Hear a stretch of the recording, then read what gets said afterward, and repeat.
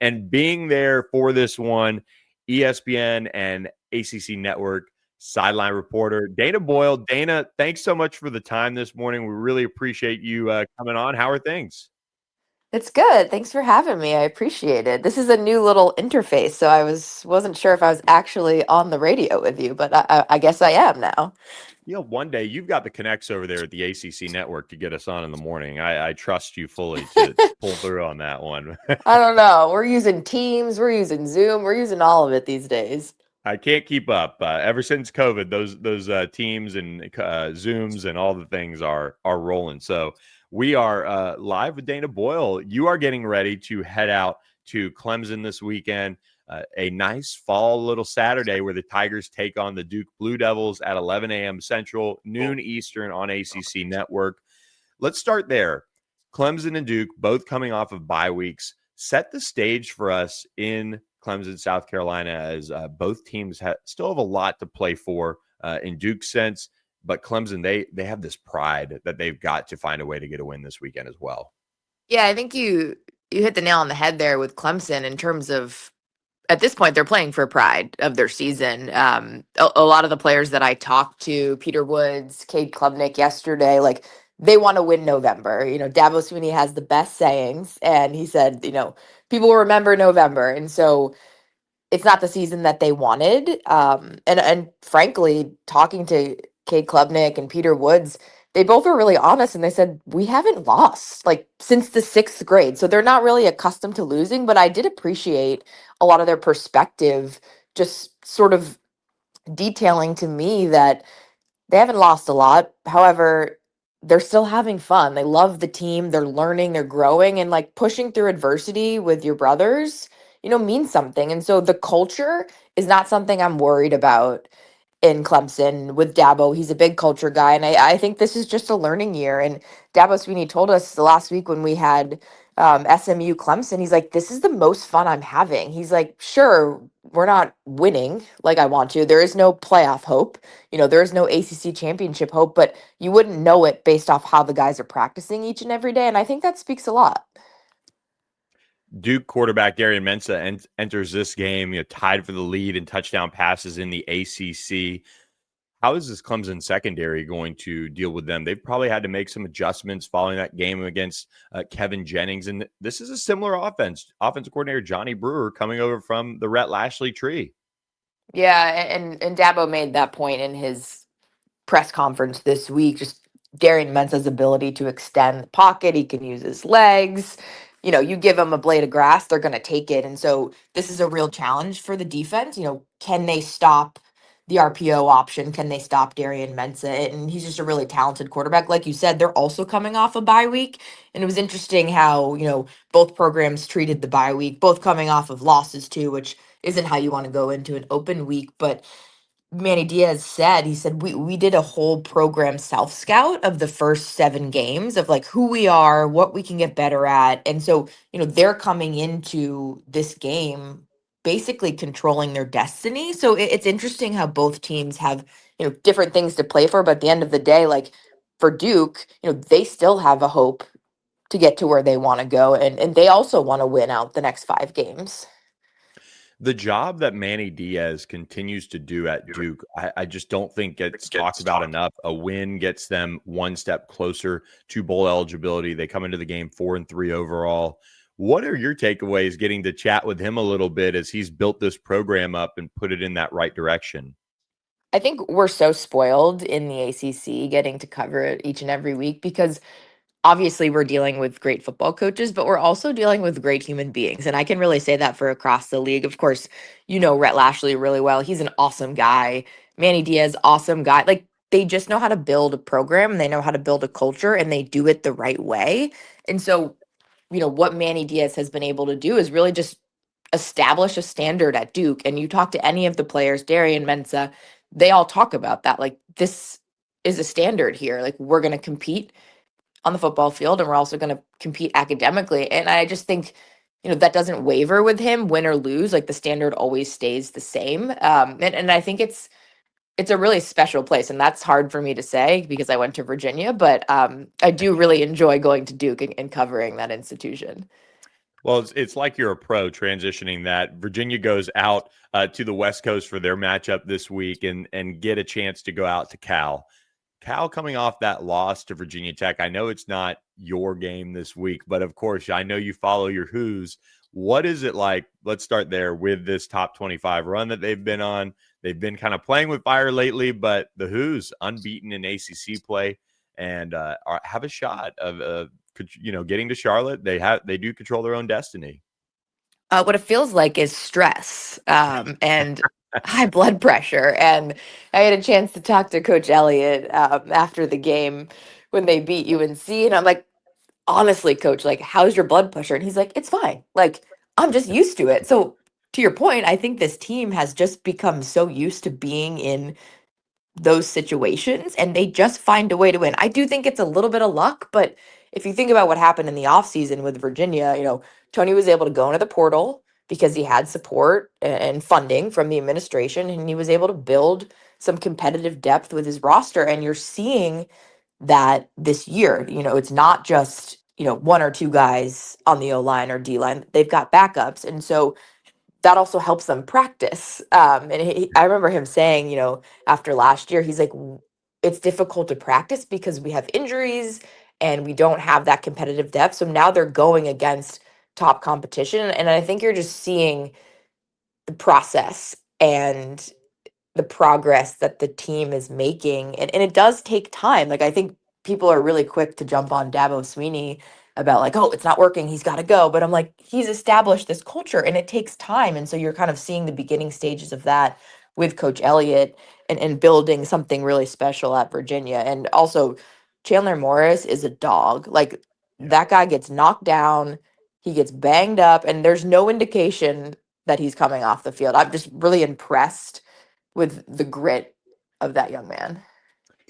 Yeah, it's crazy watching him grow up around SMU and Highland Park and then have the career he's kind of had going, from place to place and now landing at Virginia. I remember talking to him at ACC Media Days this summer, and he's just taken so much from all the experiences that he's had.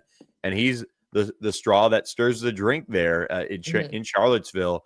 What is it about him that this year has really stood out to you when you've gotten a chance to be around them, watch him on the field, all of those things that he's now putting it together and playing for a guy that he's known since he was a kid?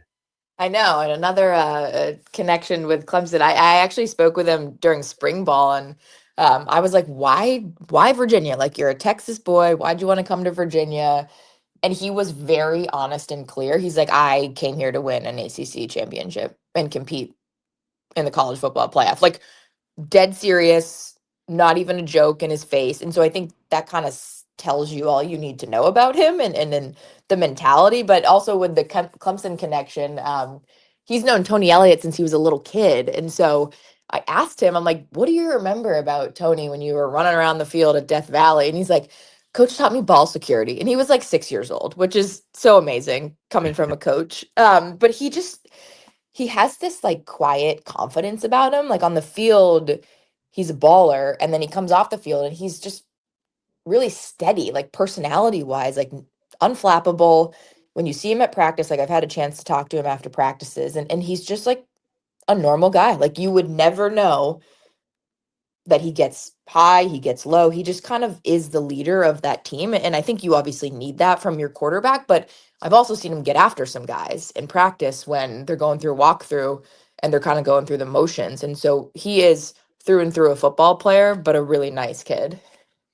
ACC Network's Dana Boyle joining us this morning on All Access AM. We'll get to the big picture ACC championship race in just a moment, but I do want to end with one more thing with Virginia. With the investment that they made this offseason, they gave Tony Elliott the tools to succeed. He obviously is proving them right by doing so.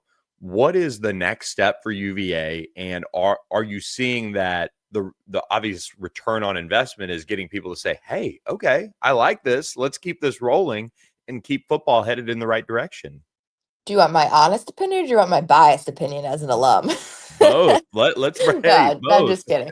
I'm just kidding. No, I think you set that up really nice. It just, Carla Williams, Dr. Carla Williams, the athletic director, made a conscious effort to, invest in football, and look at where it's gotten UVA. Look at where it's gotten the institution. Like, obviously people want to come to school here because of the academic rigor, but you can have both. Like, you can be a football player and you can go to school here. And so I think what Tony Elliott is building is that model. He is so concerned with the details, with the little things. I mean, they beat Washington State 2 weeks ago, and he's talking to us on our coaches call about he got after guys for jogging on and off the field, like not flushing the toilets in the facility. Like, he's very concerned with the little things. And I think having him as the leader to kind of transition this football program into something relevant, to be quite honest, like when I was a student athlete, like we were okay, but we never got this national recognition. And so for the first time, I think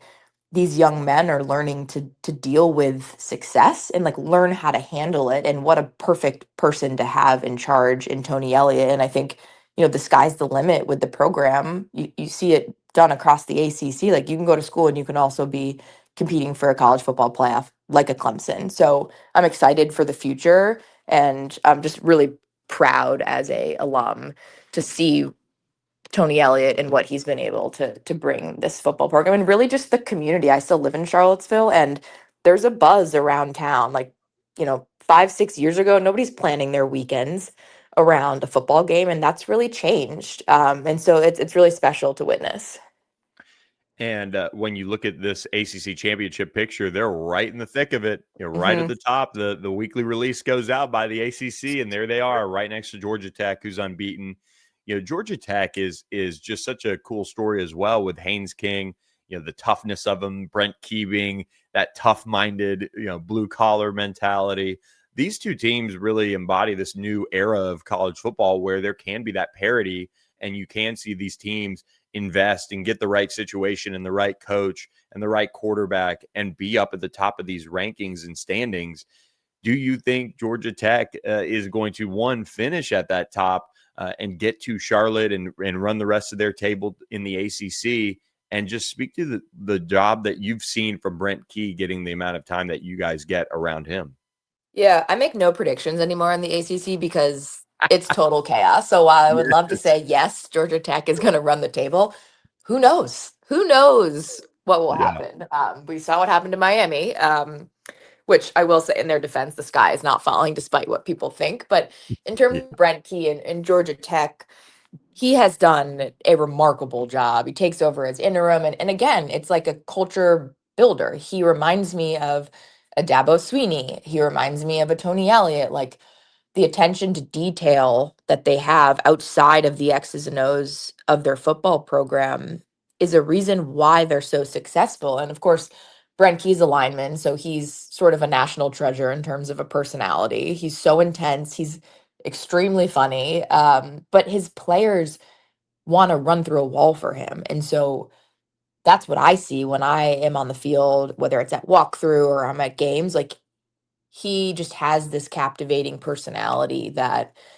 these student athletes want to play for. And then you have a quarterback like Haynes King.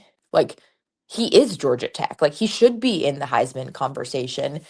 Again, he's a guy that, is playing banged up, has played banged up, and he just continues to push through. And then you have Jamal Haynes, and you've got the combination they have at running back with Malachi Holsey. Like, they just have guys who want to play football, but they want to play for their head coach. And that, to me, is such a dangerous recipe when you're facing a team like Georgia Tech. Well, and you look at just how Haynes has really been able to stay healthy enough this year and play through that. Obviously, they run him. they work him like a workhorse. I mean, he is that guy for them. But he's to identify somebody that can do that, I think, is really cool. And the offense one day will change with Aaron Philo, and he's seen some time too. But Haynes, at least he's a couple hours away, from Longview, Texas, from us. And just watching him come up his journey, not as bounce as much bouncing around as Chandler Morris had, but you still have to stay positive and find yourself in this journey, especially at a position that is as lonely at times as quarterback is. To Hmm. see him develop has just been so cool. Yeah, I mean, I think he reminds me in some ways, to your point about Chandler Morris. Like, they just have this like calm confidence about them. it's not cocky, it's not arrogant.